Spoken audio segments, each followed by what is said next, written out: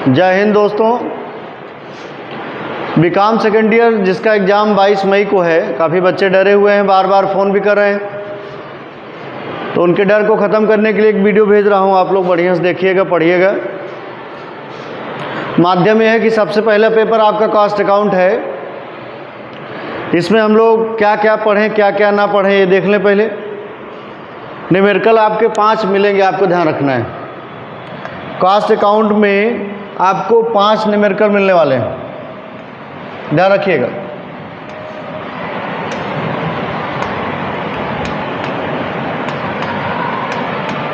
Unit costing का numerical आपको मिलना है 100%। टेंडर प्राइस भी,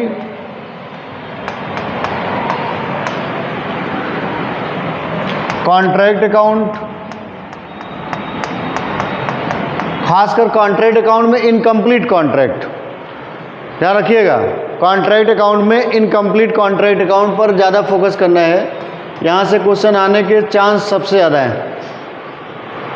प्रोसेस अकाउंट,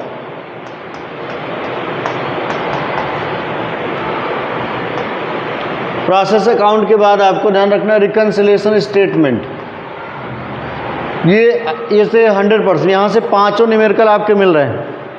थ्योरी इस बार पेपर में बहुत कम रहेगी, अभी से जान लीजिएगा आप। जो बच्चे थ्योरी ओरिएंटेड हैं वो जान लें। लॉन्ग आंसर में अभी मैं बताने वाला हूँ, पहले न्यूमेरिकल वाली बात समझ लें। ये 5 न्यूमेरिकल आपको आ रहे हैं, पेपर उठा के देख लीजिएगा आप, 100% ध्यान रखिएगा। दूसरी बात आपको मैं बताऊँ कि थ्योरेटिकल पेपरों पर अगर हम लोग फोकस करें कॉस्ट में,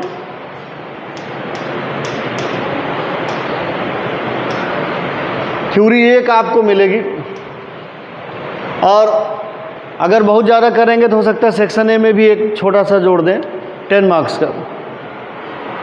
नहीं तो लॉन्ग आंसर में जो थ्योरी मिलेगी आपको, ये क्वेश्चन मिलेगी, वो भी कहाँ से मिलेगी मैंने आपको पढ़ाया होगा, जो बच्चे हमसे पढ़े हुए हैं। मटेरियल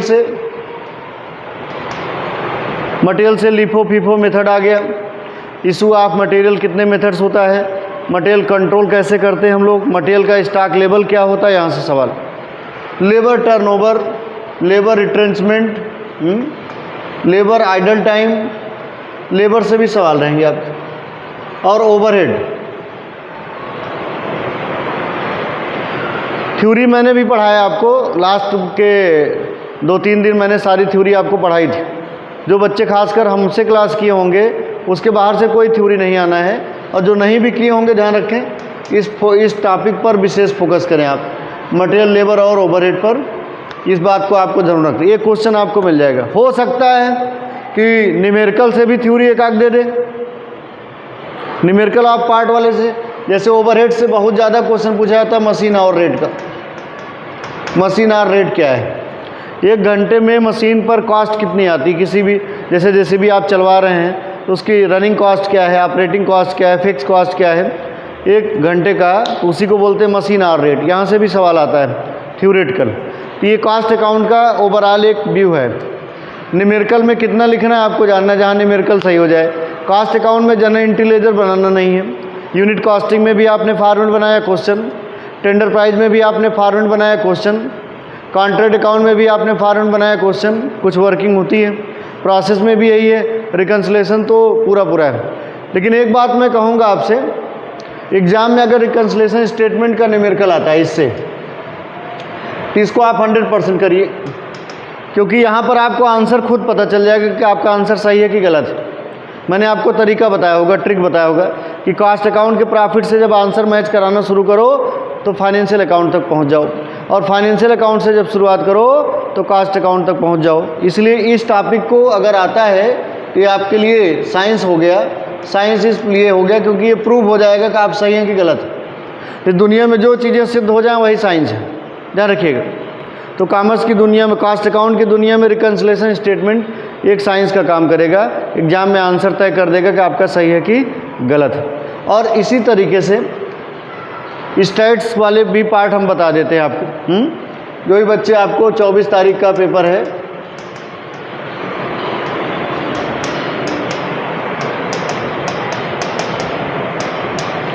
स्टैट्स में भी आपके 5 न्यूमेरिकल आने की पूरी संभावना है।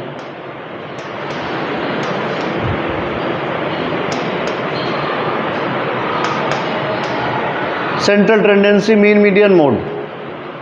एक छोटा लेस दैन मोर देन का क्लास इंटरवल बना के क्वेश्चन दिया, उसने कहा कि यहीं से आप मीन भी निकालो, यहीं से आप मीडियन भी निकालिए, यहीं से आप मोड भी निकालिए। एक ही क्वेश्चन से तीनों जवाब। ये सवाल बड़ा इंपॉर्टेंट, ध्यान रखिए।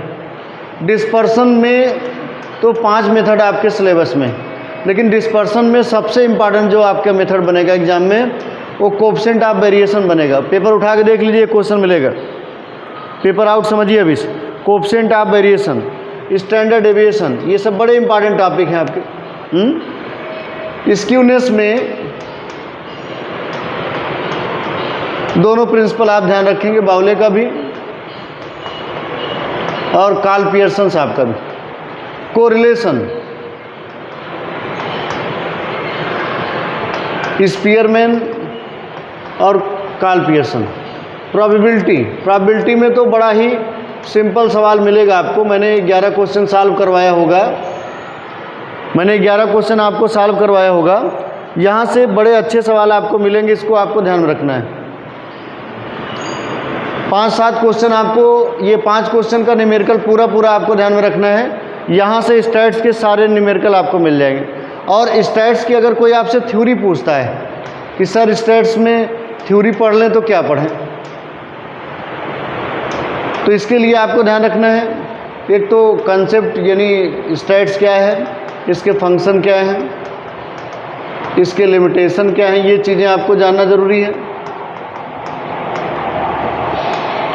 टाइम सीरीज़, ये मैंने क्लास में पढ़ाया होगा, लास्ट के अंतिम क्लासों में मैंने थ्योरी पढ़ाया होगा, टाइम सीरीज़ की थ्योरी। ज्योमेट्रिक मीन और हार्मोनिक मीन का रिलेशन, ये इसकी थ्योरी ध्यान रखिएगा। बहुत लोग सोच रहे होंगे ज्योमेट्रिक मीन हार्मोनिक मीन का न्यूमेरिकल बन सकता हो सकता है शॉर्ट आंसर में बन जाए, लॉन्ग आंसर में कोई चांस नहीं, अभी से बता दे रहा हूँ, पेपर आउट समझिए। ये आपका स्टैट्स की तरीका हो गया पढ़ने का।